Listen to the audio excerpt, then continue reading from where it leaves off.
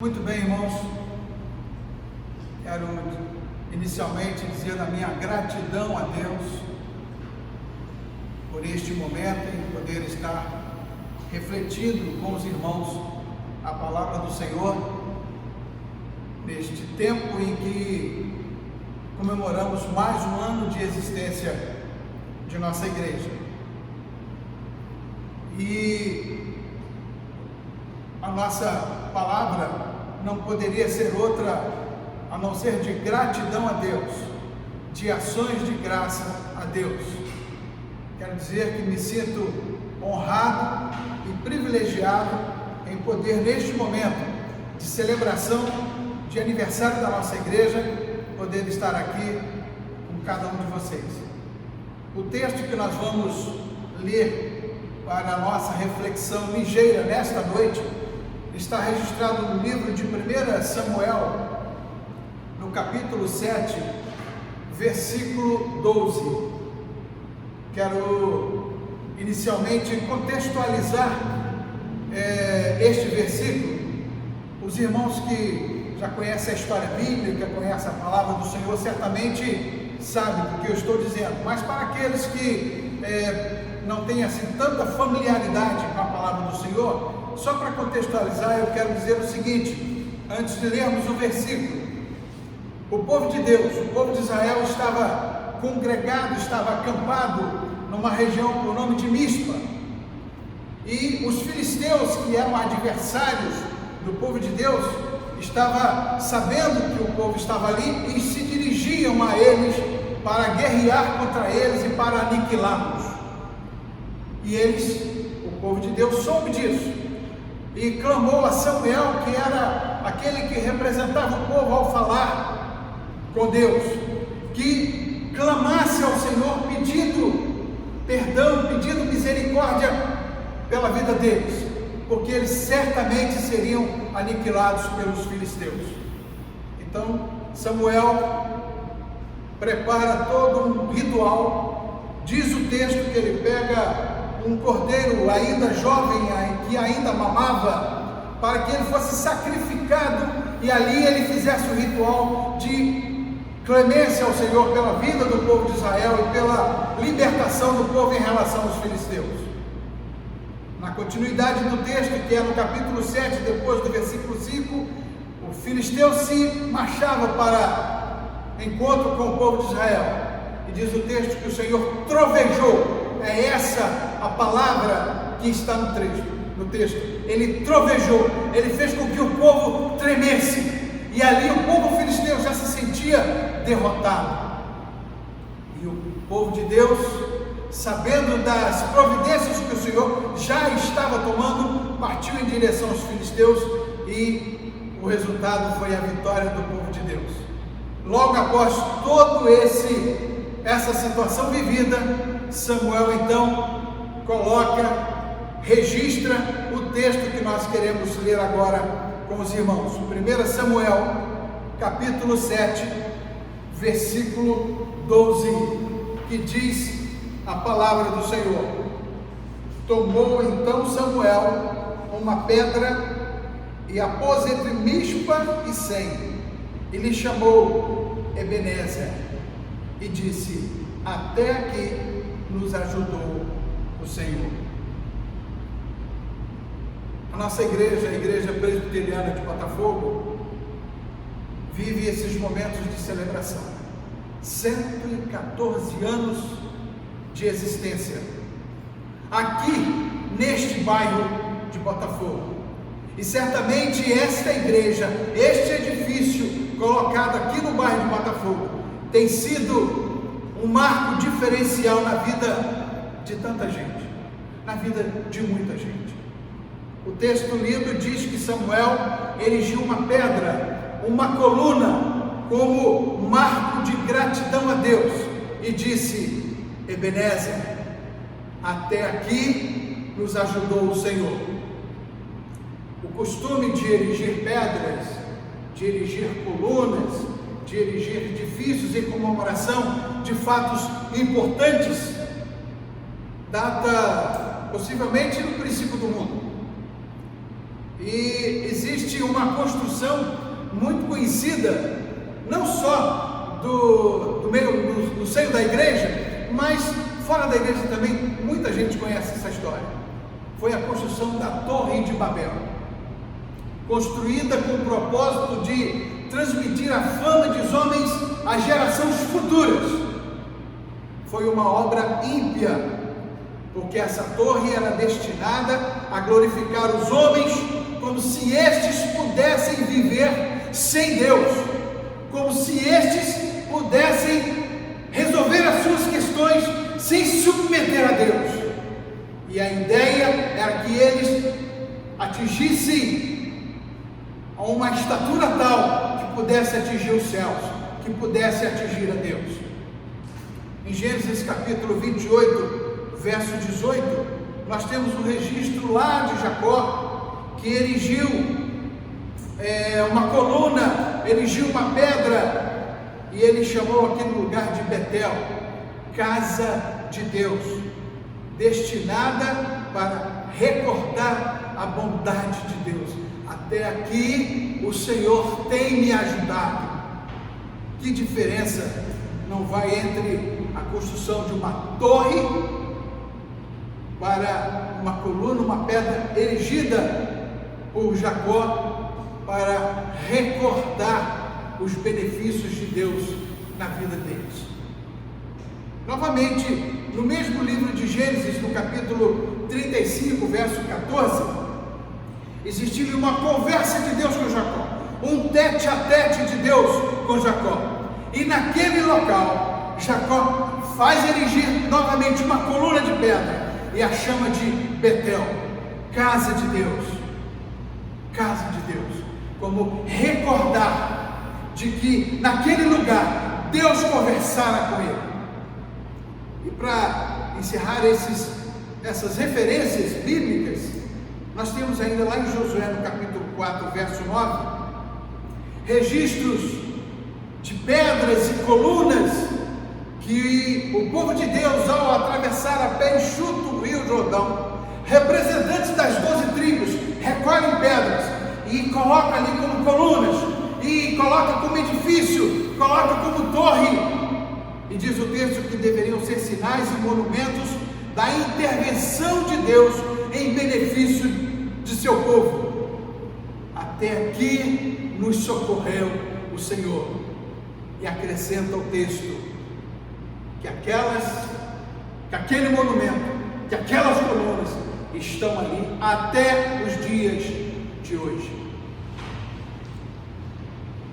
Parece-me que hoje eu e você, Igreja Presbiteriana de Botafogo, temos forte motivo para imitar este ato praticado por Samuel. Já foi dito pelo reverendo Cid, nós já falamos no início da nossa fala, estamos celebrando neste período 114 anos de divulgação da Palavra de Deus neste maio.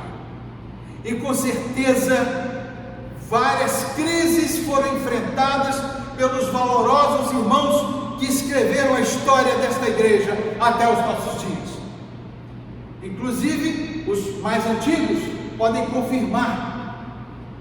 Este templo, em determinada época da sua história, houve um desmoronamento de parte do templo físico. E os irmãos, em mutirão, à semelhança do povo de Deus, que junto com Neemias reconstruíram os muros de Jerusalém, reconstruíram o templo de Jerusalém, reergueram novamente essa casa de Deus, este Betel, que hoje temos o privilégio de estarmos aqui nos reunindo. Assim como aqueles irmãos, estamos também escrevendo a história da nossa igreja em plena crise mundial. Não é só no Brasil, não é só no Rio de Janeiro, é no mundo. E eu e você estamos escrevendo a história da nossa igreja, que não sabemos como será após essa crise. Isso me faz lembrar de um momento vivido por Paulo e Silas, registrado no livro de Atos dos Apóstolos, lá no capítulo 16, verso 25. Você conhece a história. Paulo e Silas foram aprisionados, foram trancafiados, foram presos, muitas das vezes sem saber até por que estavam sendo presos, mas foram presos. E esse texto de Atos 16, 25 diz que por volta da meia-noite, Paulo e Silas oravam e cantavam louvores a Deus, e os demais companheiros de prisão escutavam. Imagine, irmãos, aqueles companheiros que ali estavam aprisionados com Paulo e Silas, poderiam estar imaginando: esses homens são loucos, são malucos, estão aqui presos, trancafiados como nós, sem saber inclusive por quê, estão cantando, estão louvando. Que coisa estranha é isso! O resultado não poderia ser outro, que nós sabemos: até o carcereiro e toda a sua família se converteram a Jesus. Não existe registro bíblico se os outros prisioneiros também o fizeram, mas com certeza presenciaram a manifestação do poder de Deus. Na crise vivida por Paulo e Silas, eles não sabiam quanto tempo eles iriam passar naquela prisão. Eles não sabiam se seriam libertos, não sabiam sequer se teriam um julgamento justo, mas de uma coisa eles sabiam: que Deus é Deus, e que Ele estava no controle daquela situação. No registro dessa história que eu e você estamos escrevendo, em meio a essa crise que estamos vivendo, nós não sabemos quando essa pandemia vai passar, nós não sabemos se teremos vacina para nos imunizar contra este vírus, nós não sabemos o que poderá acontecer com muitos de nossos familiares, com muitos de nossos queridos que nós conhecemos, mas sabemos de uma coisa: Deus é Deus, e neste novo tempo, neste novo normal que tanto se propaga, Deus está no controle. Cabe a nós, como igreja do Senhor, e aqui eu quero parafrasear a mensagem que o reverendo Almarim nos trouxe no domingo passado, como igreja do Senhor, cujo seu interior correm rios de águas da vida, e que segundo Jesus que está no meio dela, quem beber desta água jamais terá sede. Cabe a nós, como igreja do Senhor, cuja provisão de Deus é presente na nossa vida, na nossa casa, cuja provisão de Deus é presente no nosso emprego, cuja cura de Deus está em cada um de nós, porque Jesus Cristo está no meio dela, e as respostas têm sido vivenciadas por cada um de nós. Quantas orações esta igreja, o povo de Deus, tem colocado diante do altar de Deus, e quanto conforto o Senhor tem dado para aqueles que têm perdido os seus entes queridos, quanta cura o Senhor tem feito para aqueles que estavam contaminados por este vírus, quanta proteção o Senhor tem dado para os nossos irmãos profissionais de saúde que estão à frente desta guerra, deste vírus. Tem sido resposta das orações do povo de Deus que daqui partem.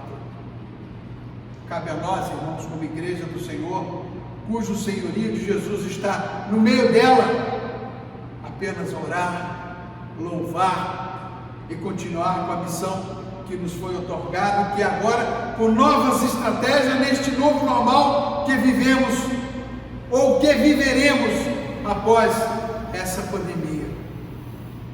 Paulo e Silas, segundo o texto lá de Atos, capítulo 16, oravam, louvavam, e a missão deles como igreja do Senhor foi não somente a libertação do presídio, mas também a conversão de tantos outros.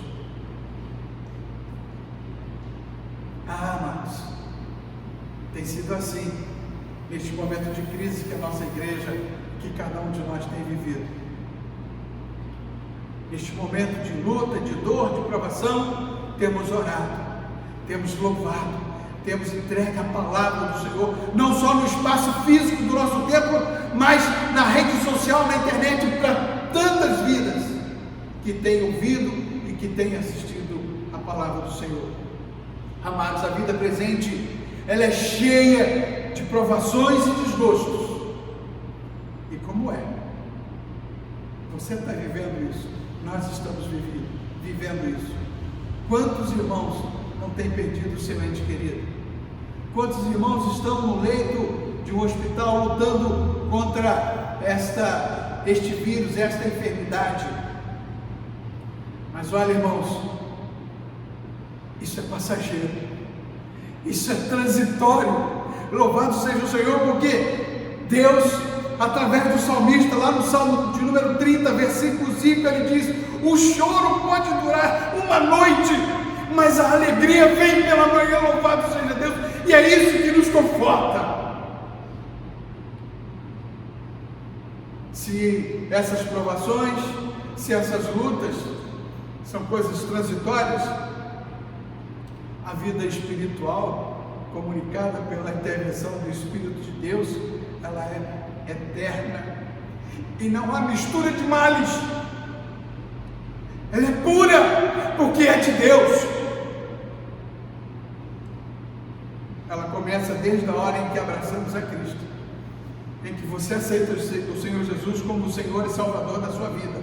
Desenvolva-se por meio da leitura da sua palavra, desenvolva-se pela pregação da palavra de Deus, desenvolva-se na oração e no devido uso dos sacramentos que Ele deixou registrado na sua palavra para que nós pudéssemos usá-la, e se aperfeiçoará no dia da segunda vinda de Cristo. Já caminhando para a nossa conclusão, o encerramento da nossa reflexão nesta noite, tenho testemunhado nesses tempos o reencontro de tanta gente com a igreja do Senhor. Não só na nossa igreja, que você também é testemunha disso. Quantas pessoas estão voltando, quantas pessoas têm dito: eu não podia ter saído da minha igreja, eu não podia ter abandonado a minha igreja, mas eu quero voltar enquanto dá tempo. Esse testemunho eu tenho visto, e não só na nossa igreja, mas em tantas outras igrejas. Tem testemunhado que a intercessão de muitos junto a Deus tem nos estimulado cada vez mais a nos unir em nossas súplicas, no intuito de invocar o Espírito de Deus, no sentido de que convença os incrédulos, no sentido de que desperte os indiferentes, no sentido de que todos operem um sincero arrependimento de seus pecados e viva tão somente a fé em Jesus Cristo. Sabe, irmãos, se todos nós, membros da igreja do Senhor, e aí eu não me refiro só aos membros da igreja presbiteriana de Botafogo, eu estou falando de todos, igreja do Senhor, templo do Espírito Santo de Deus, reconhecer a força dessa gratidão registrada por Samuel. Até aqui nos ajudou o Senhor, até aqui o Senhor tem preservado a minha vida, até aqui o Senhor tem me guardado. E aplicar a oração fervorosa e sincera: fiquem certos de uma coisa, não tardará a realização do seu projeto, do nosso desejo, se colocado ante o altar de Deus. Deus permita que em tempo futuro, esta casa, não só o templo físico aqui da igreja presbiteriana de Botafogo, mas quando eu digo esta casa, eu e você como igreja, como templo do Espírito Santo do Senhor, ela seja indicada por muitas pessoas como lugar do seu nascimento espiritual. E assim continuemos, e assim essa casa continue sendo para muitas almas porta do céu, lugar onde Deus dá socorros espirituais e aqueles que certamente o buscam. Que o Ebenezer, que foi colocado por Samuel lá entre Mispa e Sem, como referência, como monumento, como registro de que até aqui o Senhor nos ajudou, seja também essa a expressão da nossa igreja presbiteriana de Botafogo, seja a expressão da sua vida como igreja do Senhor. Ebenezer, até aqui nos ajudou o Senhor. Que Deus nos abençoe.